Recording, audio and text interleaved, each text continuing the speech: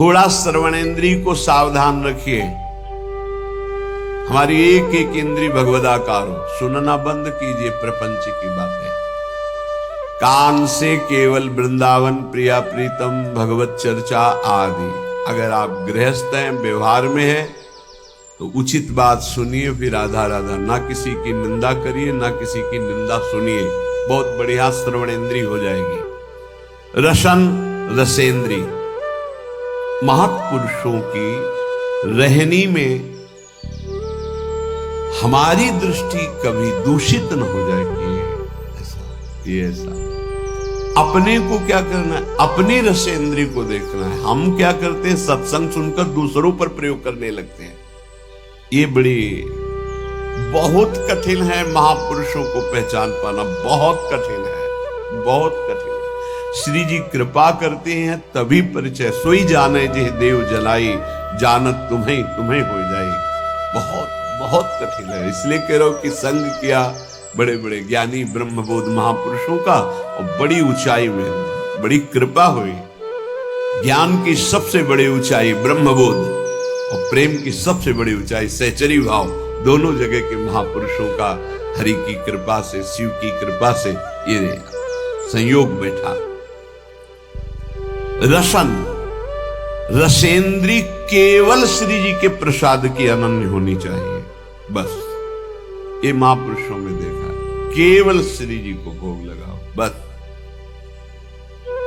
कई बार देखा है गुरुदेव भगवान को, जैसे ऐसे कोई महापुरुष प्रसाद है, कभी नहीं देखा। महाराज ऐसे रखते तो कभी नहीं। रसिक अनन्य, लाडली जू के अनन्य, बस लाज तीन लोकन की न वेद को कहो करे। जाके बल में सब सो तोरी, लोक वेद कुल काली। बड़ा अनन्य स्वरूप। एक अन्य मार्ग के अवलंबी है लाडली कुंज में। महापुरुषों से शिक्षा मिलती प्रत्येक। बैठे रहे महाराज जी, संभाषण तो करते ही नहीं थे। जहां कोई आता तो कहते पद सुनाओ, पद सुनाना शुरू कर। जब वो जाने लगे तो ऐसे महाराज जी से, महाराज जी 2 कदम पीछे, अयोग्य हो शब्द थे, अयोग्य। नहीं नहीं, आपका हमारा सौभाग्य होगा। फिर हटे, नहीं अयोग्य हो। तो उनसे हमने इशारा किया। जब वो चले गए तो पूछा महाराज जी क्यों? उनका सब भगवत स्वरूप है, पर जो हमारी श्री जी की सेवा में नहीं, आलिंगन नहीं कर सकते। हमारा आलिंगन होगा तो हमारी श्री जी की सहचरी का होगा, अन्यथा बलिहारी अनन्य निष्ठा। कोई ऐसे बिरले अनन्य रसिक। रसेंद्री ये केवल श्री जी के प्रसाद का ही स्वाद ले, चाहे जल हो चाहे भोजन। अगर चूक हो गई तो गुरुदास जी ने लिखा है कि अगर अमनिया आप लेते हो तो ताको बड़ो अपराध है, आपकी बुद्धि को रस क्षेत्र में नहीं जाने देगी। ये आजकल ऐसी बहिर्मुखता चल गई, बोतल खोली ऐसे खड़े खड़े। नहीं, जल पीना, रुकिए आप।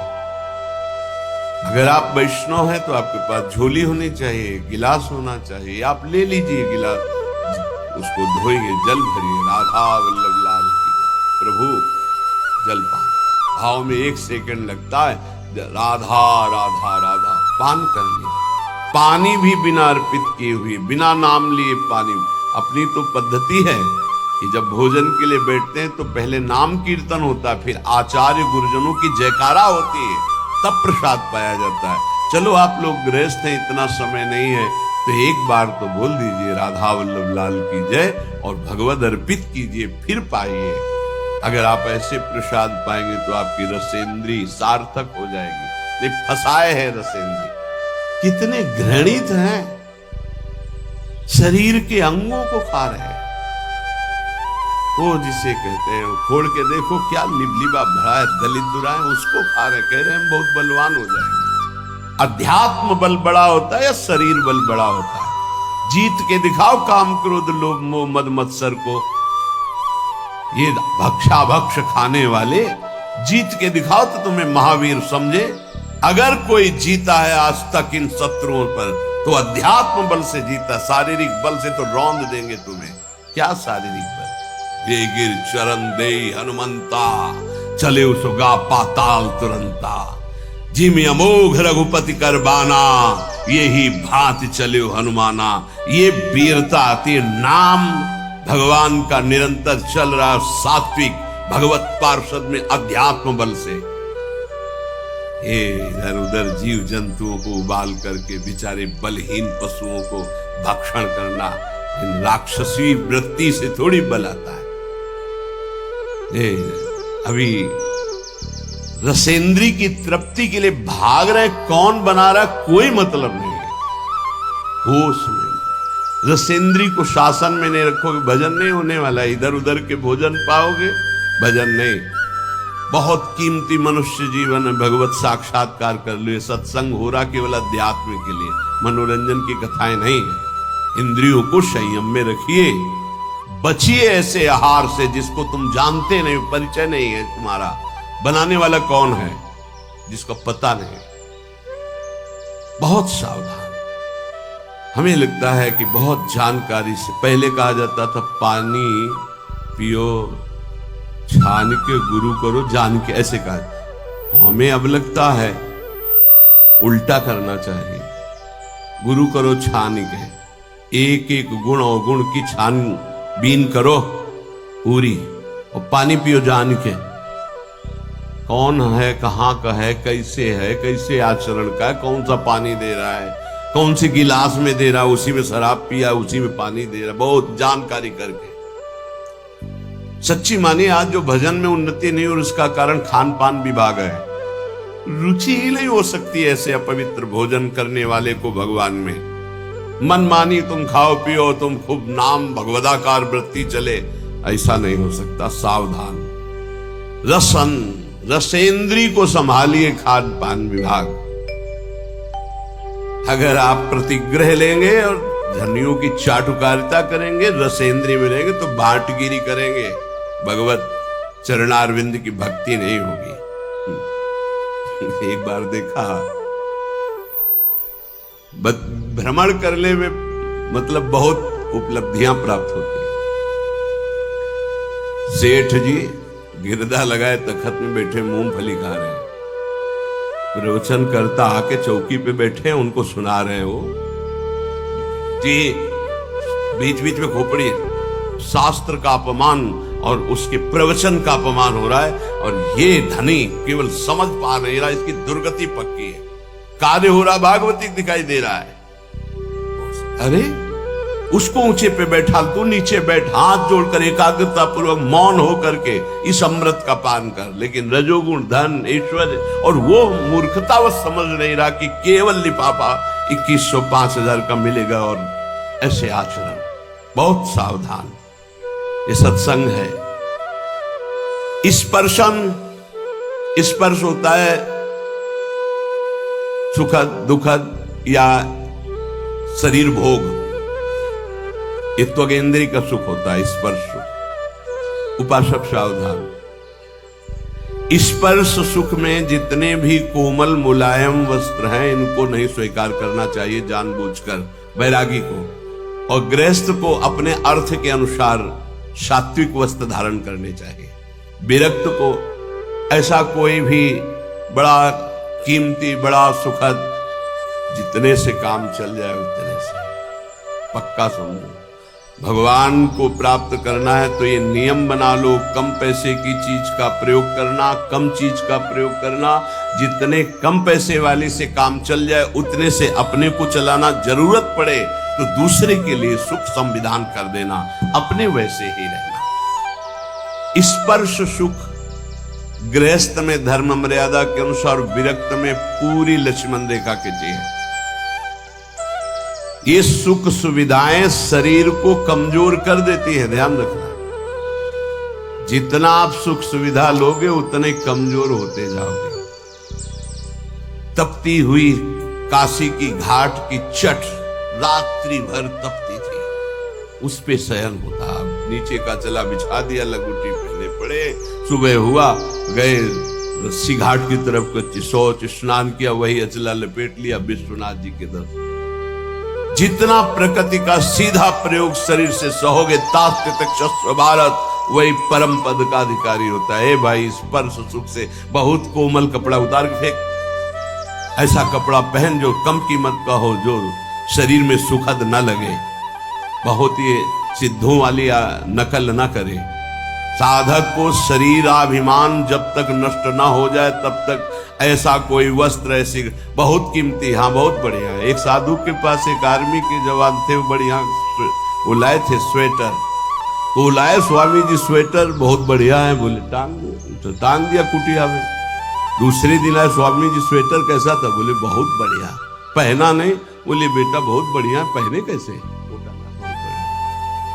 2-4 दिन लगातार आए, बोले स्वेटर उतार के ले बेटा, हमारे बस का नहीं, तुम प्रेम से लाए थे इसलिए टांग दिया, हमारे बस का, हमारे पहने। चंदन का पलंग, चंदन का, संतों के पास ऐसा। राधा चरण दास जी 1, 2, 3, इस तीसरी पीढ़ी, इधर से तीसरी पीढ़ी, इस समय पूज्य श्री टटिया स्थान में महाराज जी विराजमान है, उनके बाद एक और उनके बाद जो उनके दर्शन किए, उनके समीप बैठे, उनकी कृपा हुई, श्री राधा चरण दास जी महाराज 2 पलंग लाए थे, एक मोहिनी ठाकुर के लिए, दूसरे दिन आज सुनना चाहते हैं, जो धनी मानी को देते ना, तो केवल भाटगिरी करवाना चाहते। क्या सुनना? कैसा था महाराज? अरे बहुत बढ़िया, जिंदगी में हमने नहीं से देखा, ऐसा सुनना चाहते हो। क्यों? क्योंकि वो देहाभिमानी जन अपना यश कभी नहीं, साधु महात्मा जो भगवत मार्ग के पथिक हैं, भाटगिरी नहीं करते। आए दंडोत, जय जय।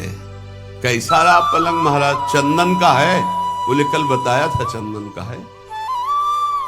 अभी तो हमारे जो पूर्वाचार्य महांतर हैं, एक एक रात्रि वो शयन करेंगे भाव में, फिर 10 दिन बाद फिर आए। कैसा रहा महाराज? बोले अभी तो रखा, हम तो शयन किया नहीं, राधा चरण दास, फिर चले गए, फिर अगले दिन। अब तो महाराज शयन कैसा रहा? वो कहलाना चाहते थे, अहो भाग्य, चंदन का पलंग। तो कौरे लाओ, जो सेवक मैदान में डालो, केरोसिन डालो, आगे लगा दो। ऐसा रहा। और कहा दोबारा जो है चटिया स्थान में आप मत आना, राधा चरण दास। क्यों? ये संतों। एक बार कोई बहुत बड़ी नृत्यांगना जो है गए, परिचय दिया गया कि ये अमुक हैं, बॉलीवुड में भी और ऐसे यहाँ के भी। तो बोले नाचना चाहती हैं, तो बोले जानते हो किनकी सभा है? ये ललिता सखी की सभा है, जहाँ बिहारी जी नाचते। चल वहां कौन नाच देखेगा, जा यहां से। ऐसे जो इस समय संसारी पुरुष जो है ना, साधुओं की भावना को नहीं समझते। यहां जब तक आप नाम जप नहीं करोगे, दैन्य नहीं होगे, तब तक आप श्री जी के सामने गा नहीं सकते। यहाँ जो गायन बजायन, अगर आप एक पद गा लिए हो ना, तो महारानी जी की बड़ी कृपा है। श्री जी का नाम नहीं, गुण नहीं चल, ये नहीं। तो यहाँ स्पर्शन, श्रवणेन्द्री, रसेंद्री, ये बहुत ध्यान देने योग्य बात है कि अपने को अपनी महारानी जू, अपने लाल जू, बस दूसरी चर्चा नहीं। जो दैन्य होके आया और रोवा वहां, तो हमने देखा यहां पास हो गया। अहम जरा सा किया, हाँ, जहां मान गुमान लकुट लिए ठारी, डरपत कुंज बिहारी, वहां आप गा रहे हैं। ध्यान रखना, महारानी जू यहां विराजमान महारानी जू हैं। क्षणक घ्राण देर में एक क्षण भी कोई सुगंध ऐसी मत सूंघना जो प्रियालाल को अर्पित न हो। अभी आने लगेगा प्रियालाल के प्रति ठसक हमारे माई श्यामा जी को राज। ये कोई भी सुगंध श्री जी को अर्पित है।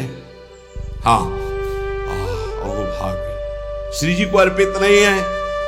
नहीं, हमें नहीं ऐसी सुगंध सूंघनी जो हमारी प्रियाजू ने पहले स्वीकार न किया हो। हमारी घ्राणेन्द्रीय पतिव्रत धर्म की तरह रसेंद्री, श्रवणेंद्री, वाकेंद्री। कौपीनवंता खलु भाग्यवंता, कौपीन लगाए हुए हैं और पवित्र, परम पवित्र। ये जो प्रतिग्रह रहित तो वस्त्र हैं, परम पवित्र हैं, वो धारण।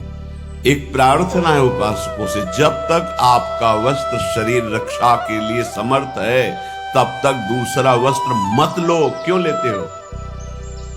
2 कौपीन, 2 मार्किन नीचे पहनने के लिए, ऊपर के 2 वस्त्र बहुत, बस इसके अलावा बक्सा नहीं होना चाहिए तह लगा करके नहीं। ये गलती ना होने पावे जीवन में।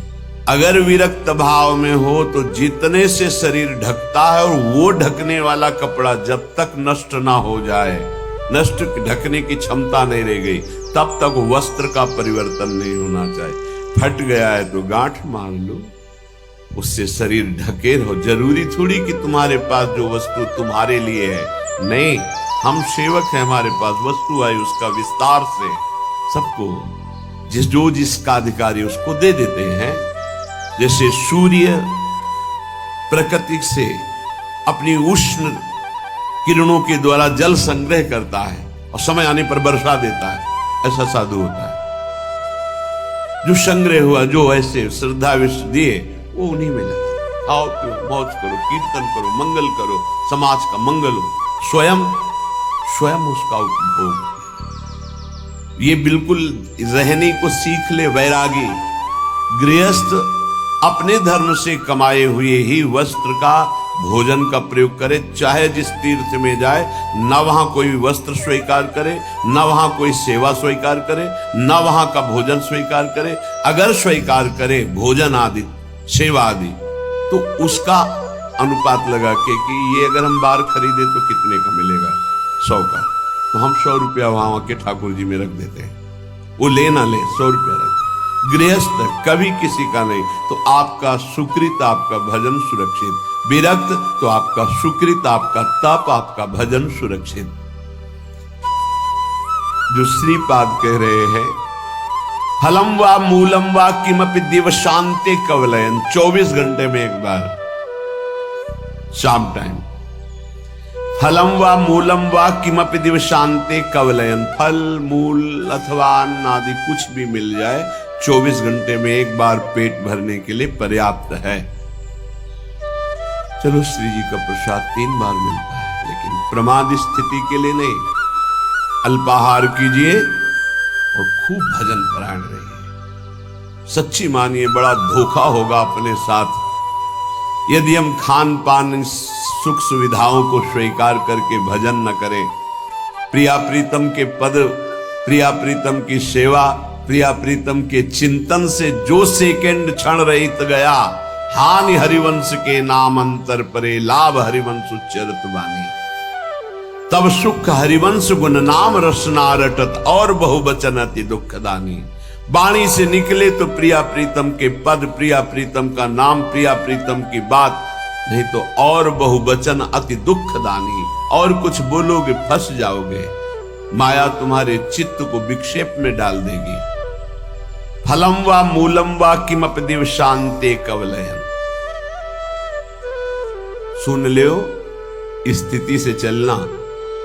बोले बंद आज से, अब 10-5 दिन समय के केवल पाएंगे, और शाम के इतना पाएंगे कि सुबह दोपहर शाम अगर तीनों पाते थे उससे ज्यादा, तो भी भजन नहीं होगा। ये भी बात समझ लो, एक बार बैठ गए तो दबा के 3 बार वाला हिसाब पूरा कर लिया, तो अब उसके पचाने में पूरी जीवनी शक्ति लगेगी, भजन में नहीं लगेगी। ये संयम के लिए लिखा है। देखो, जब आपका ब्रह्मचर्य ठीक रहेगा तो ज्यादा मांग अंदर नहीं होती, क्योंकि पर्याप्त शरीर चलाने के लिए महान शक्ति ब्रह्मचर्य का संचय है। तो ज्यादा ये सब खत्म हो जाएगा आगे चल करके। अभी नए अवस्थाएं हैं तो ऐसी भावना हो भी सकती है अच्छे अच्छे पदार्थ खाने की, ऐसा होता है।